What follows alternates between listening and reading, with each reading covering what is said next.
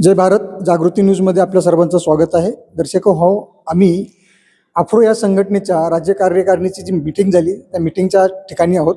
नेमकं मीटिंगमध्ये काय घडलं, कशासाठी मीटिंग होती, त्या संदर्भात आपण त्यांच्याशी प्रतिक्रिया घेणार आहोत. सर, काय सांगाल तुम्ही? आज जी आपली मीटिंग झाली त्या मीटिंगच्या संदर्भात काय सांगाल? महाराष्ट्रामध्ये अधिसंख्य पदावर वर्ग केलेल्या कर्मचाऱ्यांचे अजूनही प्रश्न प्रलंबित आहे. शासनासमोर आम्ही आंदोलन केली, निवेदन दिले, लोकप्रतिनिधींना भेटलो, मंत्र्यांना भेटलो, पण पाहिजे तशी दाद मिळाली नसल्याने आज राज्य कार्यकारिणीमध्ये आम्ही भूमिका घेतली. येणारं जे अर्थसंकल्पीय अधिवेशन आहे, या अधिवेशनाच्या काळामध्ये लोकप्रतिनिधीच्या घरावर सदिच्छा भेट द्यायची आणि आपलं गाऱ्हाणं शाखेच्या मार्फत मांडा आणि त्यांना निवेदन द्यायचं, हा एक पहिला टप्पा ठरवला. त्यानंतर दुसरा टप्पा 9 मार्चला आपण राज्यभर जिल्हाधिकारी कार्यालयासमोर धरणे आंदोलन करतोय. कारण अधिसंख्य पदावर वर्ग केलेल्या कर्मचाऱ्यांना, मुळात ते कर्मचारी अनुसूचित जमातीच्या प्रवर्गात नसताना, ज्या कर्मचाऱ्यांना न्यायालयाच्या निर्णयानुसार, शासनाच्या विविध आदेशानुसार 17 ऑक्टोबर 2001च्या तरतुदीनुसार त्यांना सेवा संरक्षित केलेलं आहे. आणि असे सेवा संरक्षित असताना हजारो कर्मचाऱ्यांना, स्थायी कर्मचारी असताना त्यांना अधिसंख्य करून कॉन्ट्रॅक्ट बेसवर घेतलं गेलं. तो लढा आम्ही लढलो. महाराष्ट्र शासनानं काही दिलासा दिला.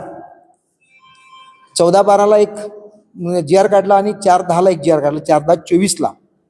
त्यामध्ये रिलीफ दिलं असं नाही, त्याबद्दल गव्हर्नमेंटचे आम्ही आभार मानू. पण अर्ध मेल्यात सोडून देण्यात काही पर्याय नाही. कारण मुळात ते अनुसूचित जमातीच्या प्रवर्गात नाही आहे. SC, SBC, OBC, NT या प्रवर्गात आहे. त्या प्रवर्गातून त्यांना अधिसंख्य केल्याने त्याच्यावर अन्याय झाला. आणि म्हणून राम शिंदे जे कोर्ट केस होतं सुप्रीम कोर्टामध्ये, ज्या औरंगाबाद खंडपीठानं 61 लोकांना सेवा संरक्षित केलेलं होतं, पण महाराष्ट्र गव्हर्नमेंटनं त्याच्या विरुद्ध SLP दाखल केली होती. SLP दाखल केल्यानंतर त्याचा सुप्रीम कोर्टाने निर्णय दिला का यांच्यावर तुम्हाला अधिसंख्येची कारवाई करता येणार आणि त्यांच्या अधिसंख्यपद रद्द करावं. अनेक सरकारच्या विरोधात लागलेले, आमच्या बाजूने लागलेले असे कोर्टाचे आदेश असताना सरकार चुकीच्या पद्धतीने कारवाई करायला लागलं, म्हणून आम्ही आंदोलन करत आहोत. त्याचबरोबर आमच्या महाराष्ट्र राज्याच्या अप्रोचं राज्याचं अधिवेशन ज्या ठिकाणी आम्ही संघटना स्थापन केली, शेगाव नगरीमध्ये, गजानन महाराजच्या पुण्यभूमीमध्ये, तिथं आपण एप्रिलमध्ये मोठं अधिवेशन घेऊन शासनाचे प्रतिनिधी, आमदार, मंत्री यांना निमंत्रित करणार आहोत. तिथे सुद्धा आमचे न सुटलेले काही प्रश्न असतील, ते प्रश्न आपण त्या व्यासपीठावर मांडू. तत्पूर्वी हा जो एक वेगळा आंदोलनाचा पवित्र आहे, हा महाराष्ट्रातल्या सगळ्या तळागाळातले आमचे सभासद पुढे नेतील आणि सरकारला न्याय द्यायला भाग पाडतील, हा आजचा निर्णय आहे. आता आपण अधिवेशन घेणार आहात, वेगवेगळ्या ठिकाणी मोर्चे, आंदोलने करणार आहात. हे कुठले मुद्दे असणार आहेत तुमचे, काय सांगाल त्याबद्दल? 4/10/2024 प्रमाणे आम्हाला जी काही रिलीफ दिलेली आहे गव्हर्नमेंटने, त्यामध्ये अनुकंपा आणि पदोन्नती नाही आहे. त्या अनुकंपा आणि पदोन्नती एक राहील. त्यानंतर काही लोकांना, काही अधिकारी कर्मचाऱ्यांना, ते मृत पावलेले असतील किंवा जे सेवेतून नसतील, त्यांना सुद्धा अजूनही बरेच बेनिफिट दिले गेले आहेत, ते बेनिफिट असतील. आणि सांगितल्याप्रमाणे सुप्रीम कोर्टानं ज्यांना रिलीफ मिळाले त्यांना अजून घेतलेलं नाही, त्यांना ते घ्यावं लागेल. आणि त्या आधारेच आमचा पुढचा लढा राहील. आणि त्या सुप्रीम कोर्टाच्या निर्णयाच्या आधारे बाकी इतर लोकांना 11 महिन्यापर्यंत तात्पुरत्या सेवेमध्ये घेतलेलं आहे, ते तात्पुरत्या सेवेतून बाहेर काढून त्यांना नियमित सेवेमध्ये कसं घेता येईल, तो सुद्धा आमची एक मागणी राहील.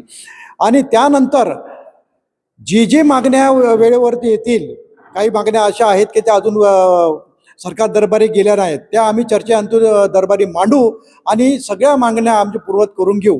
त्यामध्ये एक आहे की मराठ्यांना जे आरक्षण दिलेलं आहे, त्यांना अधिसंख्य पदावरती जे केलेलं आहे, ते ज्या पद्धतीने सरकारने नवीन ॲक्ट तयार करून केलेला आहे, त्या पद्धतीनेच नवीन ॲक्ट करून आम्हाला सुद्धा ते रिलीफ द्यावे. कारण घटनेच्या 14व्या कलमाप्रमाणे एकावरती अन्याय करावा, दुसऱ्यावरती द्यावं, असं समान अधिकाराखाली आम्ही हा लढा देणार आहोत.